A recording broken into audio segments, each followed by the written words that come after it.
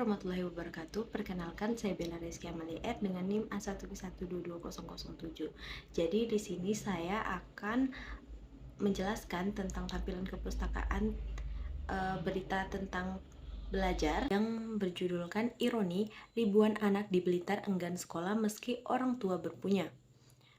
Nah, seperti yang kita lihat di gambar beritanya yang telah saya screenshot sebelumnya. Jadi, pada berita ini dijelaskan bahwasanya ribuan anak yang berada di daerah, tepatnya di Kabupaten Blitar, itu tidak mau bersekolah. Padahal anak-anak ini itu dari keluarga yang berkecukupan atau tergolong keluarga yang dapat menyekolahkan anaknya.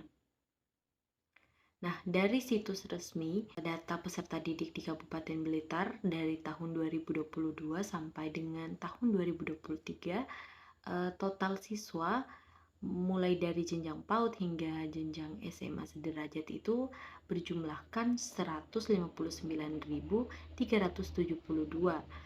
Namun dari jumlah itu tercatat ada sebanyak 1.364 anak yang sudah tidak mau meneruskan sekolahnya lagi. Dan usia anak yang tidak mau meneruskan sekolahnya ini dimulai dari usia 6 tahun sampai dengan usia 18 tahun.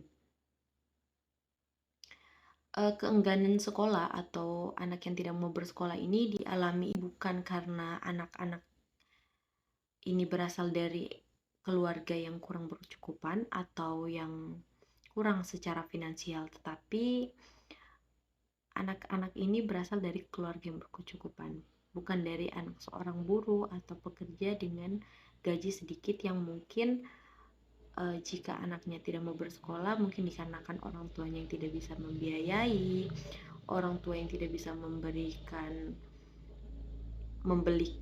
pakaian, seragam sekolah, alat tulis, dan kebutuhan sekolah lainnya.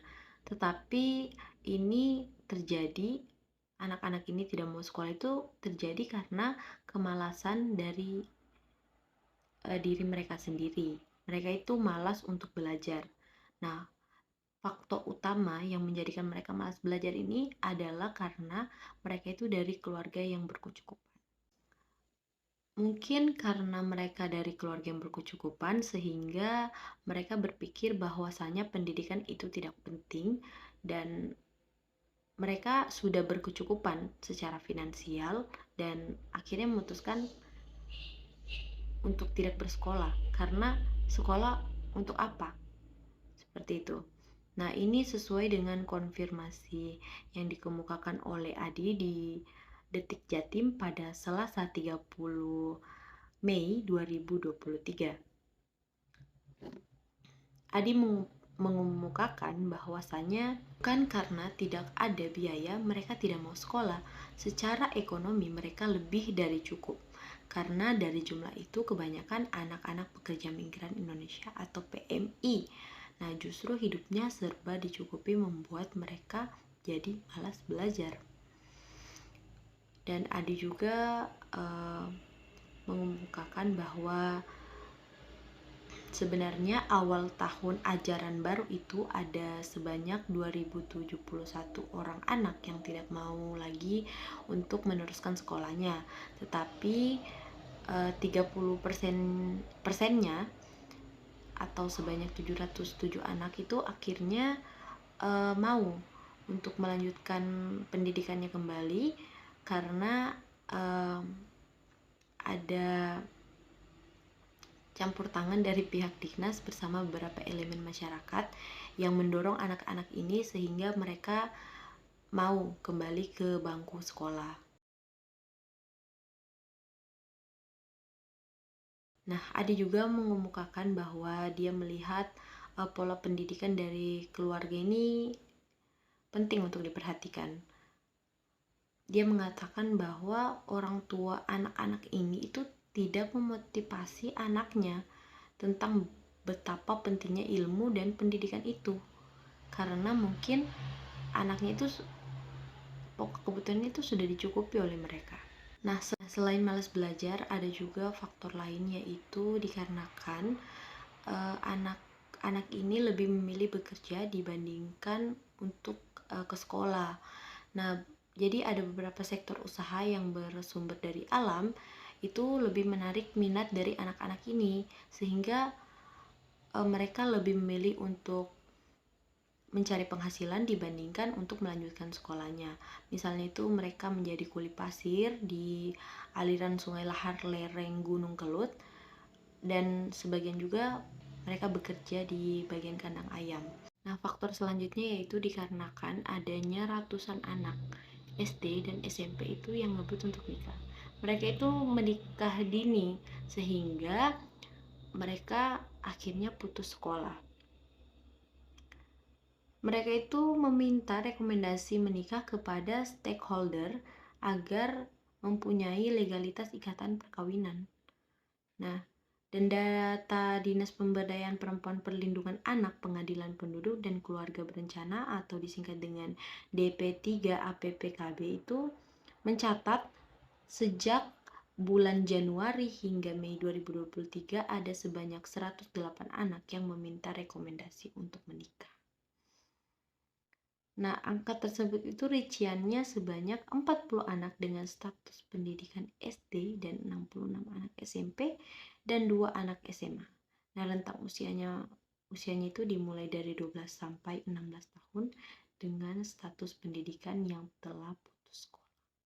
Nah, jadi dari berita itu kita dapat mengambil yang pertama, penyebab keengganan bersekolah ini terbagi atas 4. Yang pertama dikarenakan hidup yang berkecukupan, di mana anak-anak ini tidak mau lagi bersekolah atau memutuskan untuk tidak masuk sekolah lagi dikarenakan mereka dari keluarga yang berkecukupan. Yang kedua, kurangnya perhatian orang tua dan kurang motivasi anak. Karena kan kurangnya perhatian orang tua terhadap pendidikan anak membuat anak tidak terpantau pendidikannya, dan kurangnya motivasi dari orang tua untuk motivasi anaknya untuk terus melanjutkan pendidikannya. Bahkan di saat mereka sudah berkecukupan, harusnya mereka menanamkan kepada anaknya bahwasanya pendidikan itu penting untuk dienyam, baik anak ini dari keluarga berkecukupan ataupun tidak berkecukupan. Yang ketiga, kebanyakan lebih memilih untuk bekerja. Nah, kalau soal ini mungkin anak-anak ini merasa bahwasanya mereka sudah tidak ingin sekolah lagi. Mereka lebih tertarik untuk bekerja dikarenakan menurut saya mungkin mereka tertarik untuk bekerja dikarenakan ingin cepat-cepat mempunyai penghasilan.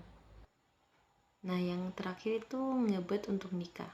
Akhir kita masuk ke solusi untuk masalah dari keengganan sekolah ini. Yang pertama itu perlunya pemberian perhatian dari orang tua bagi pendidikan anaknya. Nah, seperti yang kita tahu, perhatian dari seorang tua terhadap pendidikan anaknya itu penting agar anak ini lebih terarah tentang pendidikan, dan dimana orang tua juga memotivasi anaknya agar anaknya mungkin semangat sekolah dan memberitahukan bahwasanya sekolah itu penting dan lain-lain.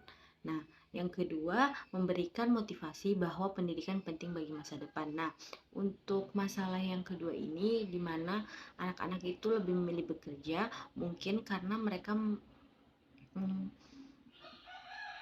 berpikiran bahwasanya pendidikan itu tidak penting.